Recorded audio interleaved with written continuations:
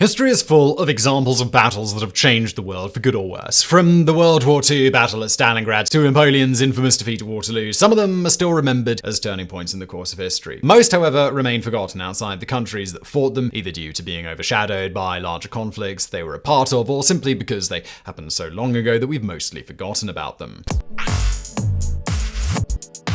Number 10. Battle of Angelut. It's difficult to imagine the threat once posed by the Mongol Empire today, as modern Mongolia is hardly the same nation it used to be. However, that was really not the case back in the 13th century, when the Mongol war machine, at the peak of its power, threatened the stability of almost every territory on the Eurasian landmass and possibly beyond. That was the historical context behind the Battle of Angelut, fought in September 1260 between the Mamluk dynasty of Egypt and the southwestern Mongol contingent stationed in Syria. It was part of the large Mongol campaign to conquer the Islamic world, as after the fall of Aleppo and Baghdad within the past few years, Cairo was the last Islamic stronghold in the region. What they didn't realize, though, was how powerful the Mamluks really were, as they were able to deploy the classic Mongol tactic of feigned retreat better than the Mongols themselves. While the two armies were more or less matched in numbers, the battle resulted in the complete destruction of almost the entire Mongol contingent in the region. It was the first major Mongol defeat in Southwest Asia, strengthening the morale of other Islamic kingdoms and effectively halting the Mongol expansion further west. Number 9. Battle of Gargamala. The Battle of Gargamala, also known as the Battle of Arbela, now Erbil in Iraq, is sometimes called the most important battle of Alexander's military career, and for good reason. Fought in October 331 BC, it was the decisive engagement of the Macedonian campaign in Persia. Its result may seem like a foregone conclusion now, though that wasn't the case at all back then, as the Persian contingent, comprising battle-hardened units of scythed chariots and war elephants, outnumbered Alexander's forces by at least 2-1. The plain background was chosen by the Persians too, as it heavily favored their specific style of fighting. While the precise details of the battle are hard to ascertain, as happened a while ago, later sources confirmed that it was Alexander's cavalry that eventually decided the outcome. All in all, Macedonia lost about 700 soldiers that day, compared to more than 20,000 dead on the Persian side. Darius himself was forced to flee the battlegrounds, though he was later killed by one of his own provincial governors. The battle marked an abrupt end to the mighty Persian Empire, paving the way for further Hellenization of West Asia. Number 8. The Battle of Poltava. The Great Northern Army may be a forgotten conflict now, though it was a crucial turning point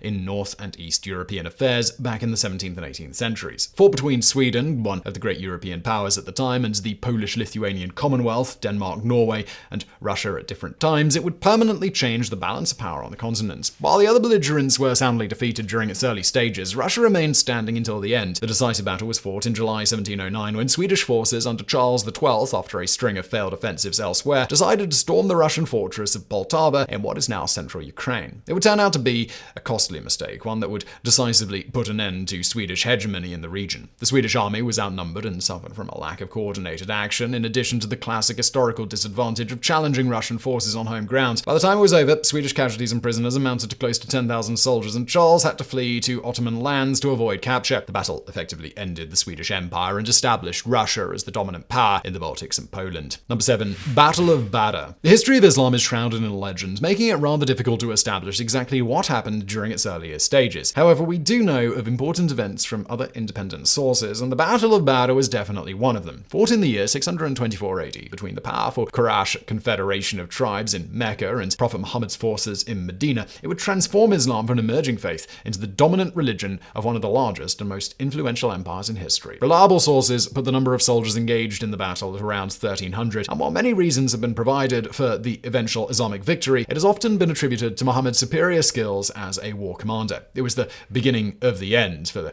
Quraysh tribe, as it brought a large part of the thriving economy of Mecca under Muhammad's rule. The conflict would end 6 years later when Quraysh leaders converted to Islam and peacefully surrendered Mecca to Muhammad. Number 6. The Battle of Toshima. In itself, the 1905 Battle of Toshima between Russia and Japan wasn't an earth-shaking event. Lasting for barely 2 days in late May 1905 and resulting in a decisive Japanese victory, it had few immediate consequences for global affairs and could even be written off as one of the numerous conflicts before the catastrophe of the two world wars. The battle's true impact could be seen in its role in the bigger picture, as it was the first modern naval battle involving wireless telegraphy and steel battleships. More importantly, it had lasting consequences inside the two countries. In Japan, the battle reaffirmed the superiority of its military among the populace and strengthened the more militaristic factions within the army, which would have a major role to play in the events of the following decades. In Russia, the defeat and almost complete destruction of the Baltic Fleet ignited multiple mutinies across the country, including the Potemkin Uprising. That, combined with the revolution earlier in the year, would directly set the stage for the 1917 revolution revolutions and the eventual civil war of Russia. Number 5. Battle of Tenochtitlan. Before the Spanish conquest, the Aztec capital of Tenochtitlan was, by all accounts, a fully developed, thriving place. Herman Cortes, the leader of the conquistadors sent to bring it under Spanish rule, described it as a large city with an intricate network of perpendicular roads and canals, along with a marketplace thronged by over 60,000 people every day. All that would come to an abrupt end in 1521 when Cortes's men, along with thousands of other native allies with their own power motives, laid siege to it. While the Aztecs vastly outnumbered the Spanish force, they were no match to the superior firepower deployed by Cortes. What made matters even worse for the Aztecs was a recent outbreak of smallpox, to which they had almost no immunity. Tenochtitlan fell in August 1521, and the invading force massacred thousands, possibly tens of thousands of the city's inhabitants to prevent further resistance to Spanish rule. The battle hastened the fall of the Aztec Empire, and within the next 3 years, the entire Mesoamerican region was under Spanish rule, beginning the age of the colonization of the rest of the American continents. Number 4. The Battle of Ermion.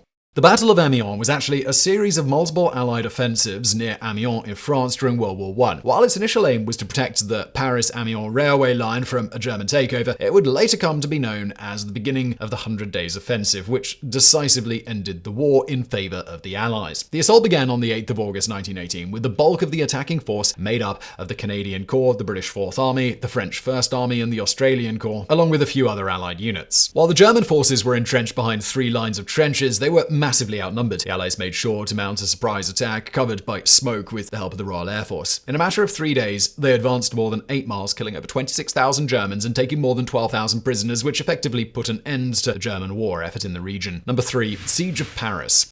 The Franco-Prussian War of 1870 would have far-reaching consequences for Europe and the rest of the world, though the conflict is now mostly forgotten in the larger context of everything that came after it. Beginning in July that year, it was fought between a coalition of Prussian states under Otto von Bismarck and France under Napoleon III, both products of the revolutions of 1848 and formidable powers in Europe by that time. It was one of the largest showdowns in European history. The initial Prussian force numbered more than 500,000 and outnumbered the French by about 2 to 1, though these numbers would greatly swell by the time it was over. While France enjoyed a few early successes, they suffered from logistical and communication issues and were generally no match for the Prussian forces. The war ended with the Siege of Paris beginning in September 1870 and ending with a French surrender in January 1871. It would be one of the factors that led to the German reunification later that year, along with consolidating popular faith in German militarism across the once divided Prussian states, a dominant factor in German affairs until 1945. Number 2. Battles of Kakema and Imfal. The parallel battles at Kakema and Imfal in northeast India are sometimes called the Stalingrad of the East due to their significance, though outside Britain, their role in World War II remains largely forgotten. Beginning in March and lasting until July 1944, they saw some of the most intense fighting in the southeastern theatre of the war and would eventually prove to be a turning point for the entire Japanese campaign in the region. Fought between the Japanese 15th Army and the British 14th Army, largely made up of forces from the northeastern part of the Indian subcontinent, the battles were essentially a contest for the British-controlled bases in India. By even the most conservative estimates, British forces were outnumbered at least 10 to 1, but they had the advantage of intact supply lines and knowledge of the terrain. In addition to the fighting, Japanese forces also suffered from rampant disease and other logistical issues, turning the tide in favor of the defenders sometime in May. Number 1. The Battle of Kursk. It's difficult to imagine exactly how massive the World War II Battle of Kursk was. Easily the largest tank battle in history, it's also sometimes called the most important battle of World War II, one that decisively broke the German war machine and turned the tide of war in favor of the Allies on the Eastern Front. More than 2 million men,